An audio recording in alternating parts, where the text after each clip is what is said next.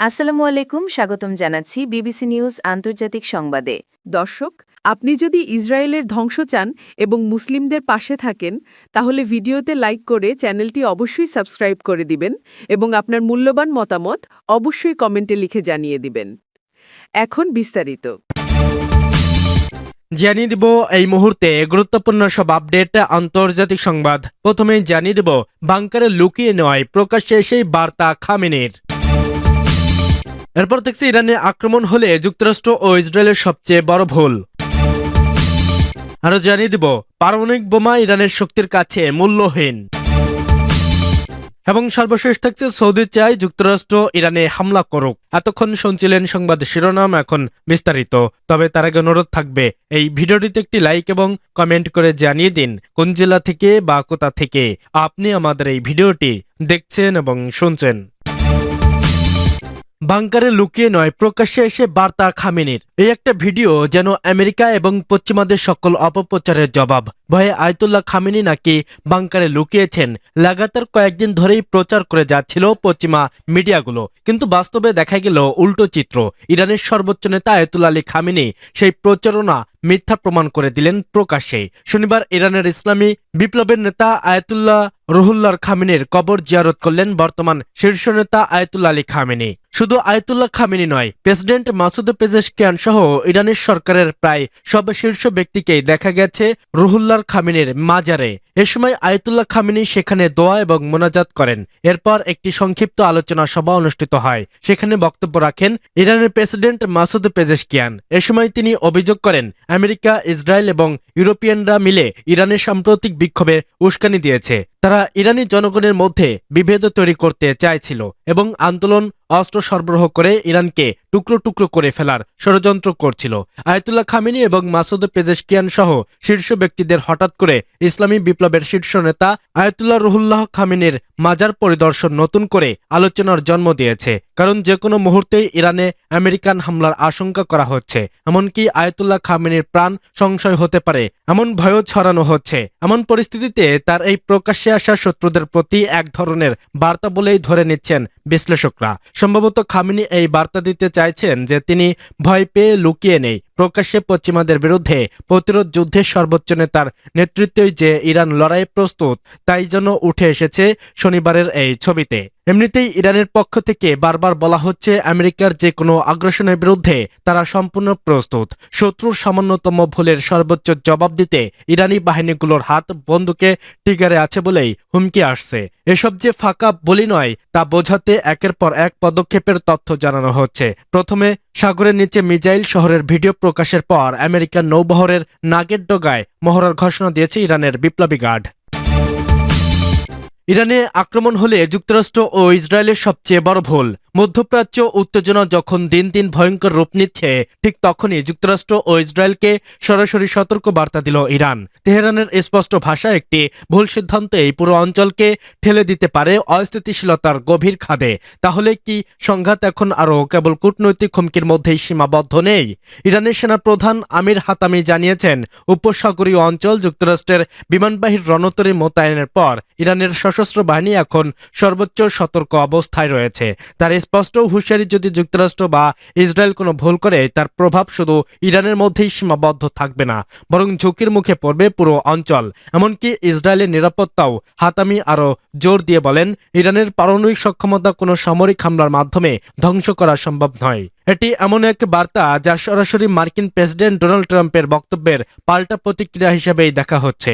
Trump সম্প্রতি দাবি করেছেন সামরিক চাপের মুখে ইরান শেষ পর্যন্ত চুক্তিতে আসতে বাধ্য হবে, কিন্তু তেহরানের অবস্থান ভিন্ন। ইরানের পক্ষ থেকে পরিষ্কারভাবে জানানো হয়েছে তারা আলোচনার বিপক্ষে নয়, তবে সেই আলোচনা হতে হবে ন্যায্য ও চাপমুক্ত। ক্ষেপণাস্ত্র কর্মসূচি কিংবা প্রতিরক্ষা সক্ষমতা নিয়ে কোনো আপোষের প্রশ্ন উঠে না।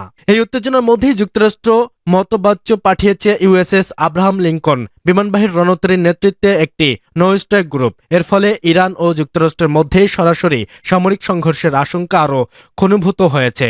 ইরান আগেই সতর্ক করেছে হামলা হলে তারা পাল্টা আঘাত আনবে। মার্কিন ঘাঁটি, নৌজাহাজ এবং আঞ্চলিক মিত্রদের উপর, বিশেষ করে ইসরায়েলের বিরুদ্ধে। পরিস্থিতিকে আরও জটিল করে তুলছে যুক্তরাষ্ট্র নতুন অস্ত্র বিক্রির সিদ্ধান্ত।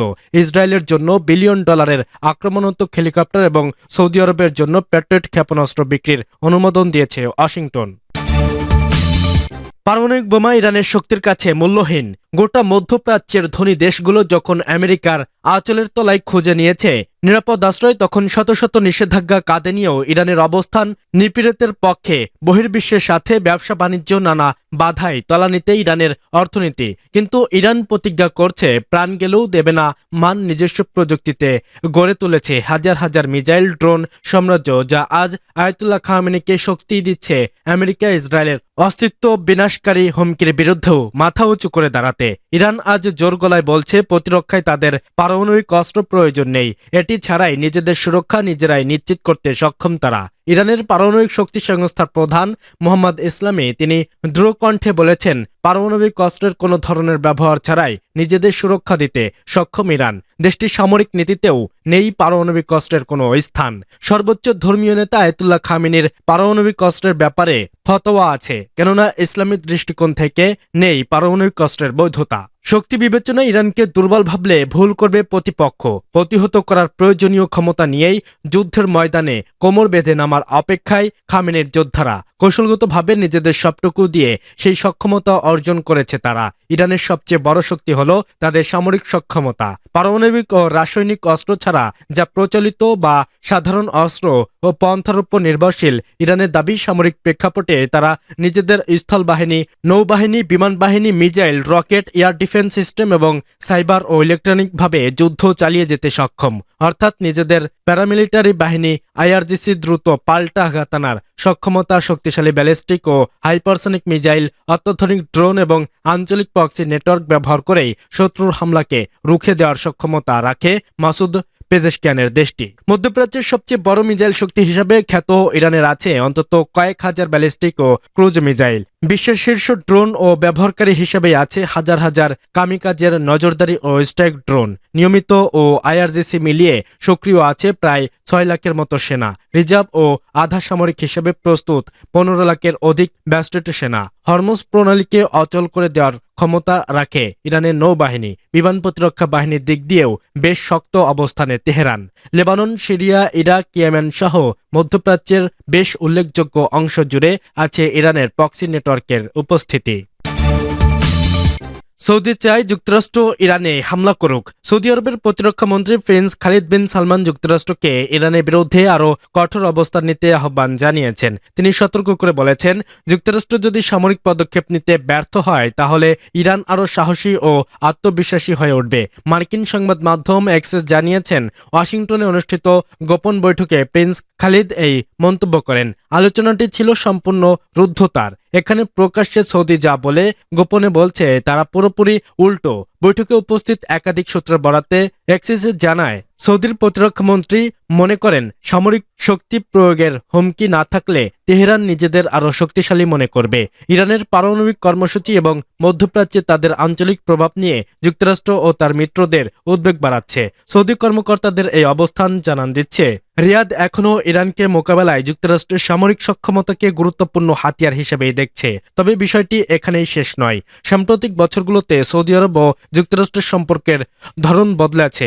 মার্কিন প্রেসিডেন্ট ডোনাল্ড ট্রাম্পের প্রথম মেয়াদেই ইরানের বিরুদ্ধে অবস্থান নিতে সৌদি আরব ছিল ওয়াশিংটনের অন্যতম ঘনিষ্ঠ অংশীদার। কিন্তু বর্তমানে সৌদির নীতিতে দেখা যাচ্ছে আরও জটিল ও ভারসাম্যপূর্ণ দৃষ্টিভঙ্গি। 2023 সাল থেকে সৌদি আরব ইরানের সঙ্গে কূটনৈতিক সম্পর্ক পুনঃস্থাপনের পথেই হাঁটছে। ক্রাউন প্রিন্স মোহাম্মদ বিন সালমানের নেতৃত্বে রিয়াদ আঞ্চলিক উত্তেজনা কমাতে এবং অর্থনৈতিক স্বার্থ রক্ষায় বাস্তববাদী কূটনীতি গ্রহণ করেছে। বিশেষ করে সৌদির তেল স্থাপনা ও গুরুত্বপূর্ণ অবকাঠামো ইরানি প্রতিশোধমূলক হামলার ঝুঁকিতে থাকায় প্রকাশ্যভাবেই সতর্ক অবস্থান নিচ্ছে দেশটি। এক্সক্লুসিভ প্রতিবেদনে আরও বলা হয়েছে, প্রতিরক্ষামন্ত্রী প্রিন্স খালিদের বক্তব্য সৌদি ক্রাউন প্রিন্সের আগের প্রকাশ্যে মন্তব্যের সঙ্গে সাংঘর্ষিক। মোহাম্মদ বিন সালমান